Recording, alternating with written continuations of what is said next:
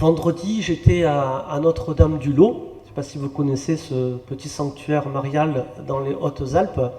Et vous voyez, j'ai lu l'Évangile pour réfléchir à ce que j'allais bien pouvoir vous raconter aujourd'hui. Voilà, en priant pour vous à Notre-Dame-du-Lot. Et en lisant ce passage de l'Évangile, je suis toujours étonné c'est toujours le même passage qu'on a pour le dimanche dit de la miséricorde. Et je me suis posé la question, je me dis tiens, pourquoi, en quoi ce passage de l'Évangile reflète la miséricorde de Dieu? Il y a 4 points que j'aimerais développer, 3 à partir de l'Évangile que nous venons d'entendre, et un 4e à partir de la première lecture, qui est pour moi la suite logique de ce que nous avons entendu dans l'Évangile.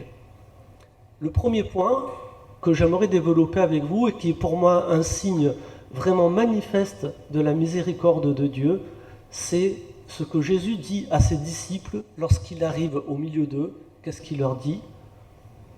La paix soit avec vous. Vous avez remarqué le nombre de fois où il le dit dans ce passage d'évangile que nous avons entendu? Combien? 3 fois, oui. Il insiste, hein? La paix soit avec vous. Je crois qu'un des premiers fruits de la miséricorde de Dieu, c'est de nous donner la paix, de nous donner la sérénité. Et qu'à partir de là, à partir de ce premier don de base qui est la paix que le Seigneur veut pour chacun de nous, le reste de ces dons peuvent se déployer. Mais s'il n'y a pas d'abord la paix, ça peut être compliqué. Ça, c'est un fruit de la miséricorde de Dieu. Je dirais le premier. Le deuxième fruit de la miséricorde divine, c'est regarder comment Jésus accueille Thomas dans sa foi. On sait que Thomas, c'est celui qui se pose beaucoup de questions, hein, c'est celui qui a besoin de voir pour toucher. On l'appelle le jumeau, et vous savez, c'est une petite blague, hein, parce que d'habitude, quand on nous dit de quelqu'un qu'il est le jumeau, on nous dit de qui il est le jumeau. Mais là, vous avez vu dans l'Évangile, il y a une ouverture. On nous précise que le nom de Thomas, ça veut dire jumeau, mais on ne sait pas de qui il est le jumeau. Mais les jumeaux de Thomas, vous les connaissez, il y en a beaucoup autour de nous. Et peut-être, il y en a même certains parmi nous. Vous savez, tous ceux qui disent « Moi, je suis comme Saint Thomas, hein, je ne crois que ce que je vois ». Vous en connaissez, non? Certainement. Au moins autant que moi. Voilà. Eh bien, regardez, c'est ça qui est aussi un signe de la miséricorde de Dieu vis-à-vis de Thomas, c'est qu'il accueille dans sa foi. Thomas, il a besoin de toucher pour croire. Hein. Eh bien, Jésus va accéder à ce désir de Thomas. Il va lui présenter ses plaies. Vas-y Thomas, touche. Voilà, je suis là devant toi. Allez, vas-y. Alors bien sûr, il va profiter pour dire, toi tu crois parce que tu as vu, mais heureux ceux qui croient sans avoir vu. Et au passage, vous le savez frères et sœurs, cette béatitude, elle est pour nous. Heureux ceux qui croient sans avoir vu. Accueillons-la aussi aujourd'hui. Voilà, donc deuxième signe de la miséricorde de Dieu, le Seigneur accueille Thomas dans sa foi, là où il en est, et il accède à sa demande. Voilà, il va faire ce que Thomas demande. Troisième signe de la miséricorde de Dieu, et non des moindres, ce qui va permettre à Thomas de constater que Jésus est vraiment Jésus, c'est de voir les stigmates de sa passion. Les signes des clous, le coup de lance dans le côté, entre autres. Hein. Ça veut dire que tout ressuscité qu'il soit, Jésus n'a pas régénéré ces blessures-là. Elles sont toujours présentes. Mais il n'en souffre plus. Comprenez? Ça, c'est quelque chose d'extraordinaire. Ça veut dire que le Seigneur, quand il opère en nous, si vous permettez cette expression, il fait la même chose. Il ne va pas faire disparaître toutes nos bosses, nos souffrances, tous nos traumatismes, toutes nos difficultés. Il va faire en sorte que ce ne sont plus des lieux de souffrance. Et ça nous éclaire sur la miséricorde de Dieu, comment elle opère en chacun de nous, et comment nous aussi nous pouvons la déployer. Vous savez, quand certains parlent de pardonner aux autres, ils vont se poser la question, est-ce qu'il faut oublier pour pardonner? Non.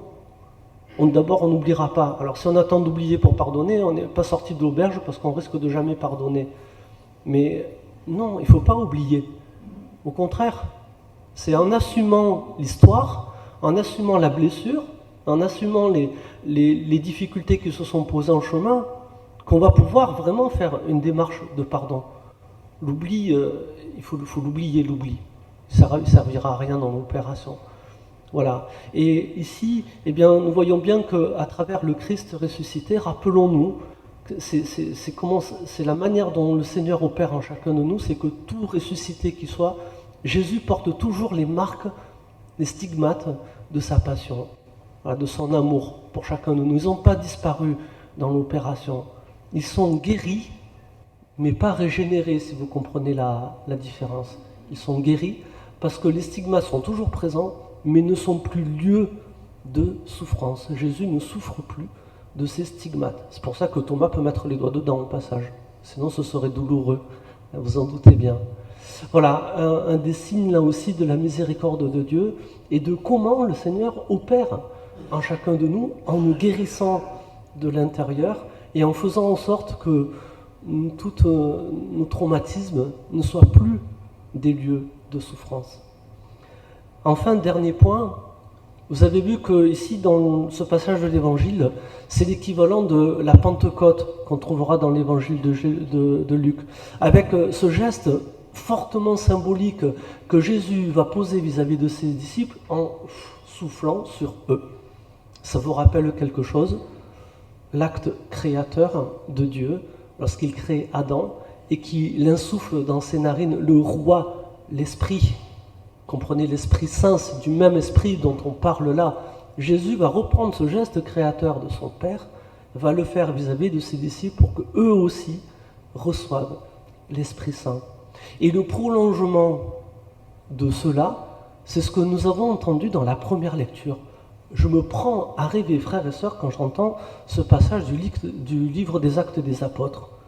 Regardez comment les disciples, les apôtres de Jésus, vont en fait assurer la continuité de tout ce qu'a fait Jésus. Au niveau de l'annonce, de la parole, ils vont produire même les mêmes signes, les mêmes miracles. Et tous étaient guéris. On n'a plus Jésus là pour être la personne qui guérit tout le monde. C'est les disciples, c'est les apôtres, c'est Pierre. Croyez qu'il est plus parfait que nous, Pierre? Non. Et là aussi, nous avons un sacré signe de la miséricorde de Dieu qui nous prend comme Pierre, comme nous sommes, qui nous donne son Esprit Saint, qui nous donne sa grâce. Il n'attend pas que nous soyons parfaits pour le faire, Dieu merci. Il nous prend vraiment comme nous sommes, tels que nous sommes, il nous donne sa grâce, et puis il se repose sur nous pour que nous continuions sa mission. Et moi, je me prends à rêver, quand je vois ce qui se passe dans les Actes des Apôtres, je me pose la question, mais pourquoi dans notre Église aujourd'hui, il n'y a plus tous ces signes, tous ces miracles-là, tels que les apôtres les ont produits eux-mêmes? Alors on pense, certains exégètes se disent, oui, parce qu'eux, ils étaient près de là, ils n'étaient pas loin de la source, là, ils étaient encore tout près, et puis avec le temps, la source, elle s'est tarie. C'est pas vrai, frères et sœurs. C'est pas vrai. Ne rentrons pas, s'il vous plaît, dans cette interprétation. Il y a des groupes de prière, il y a des églises, il y a même certaines communautés pentecôtistes qui en font un argument pour faire venir des gens chez eux. Dieu guérit chez eux. Pourquoi chez eux plus que chez nous?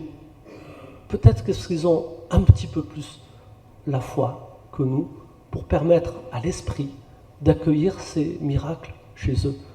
Alors ça nous pose une question, et nous, où en sommes-nous de notre foi?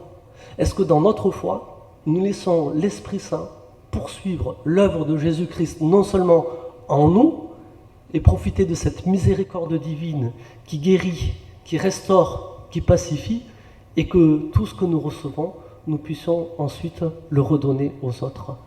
Amen.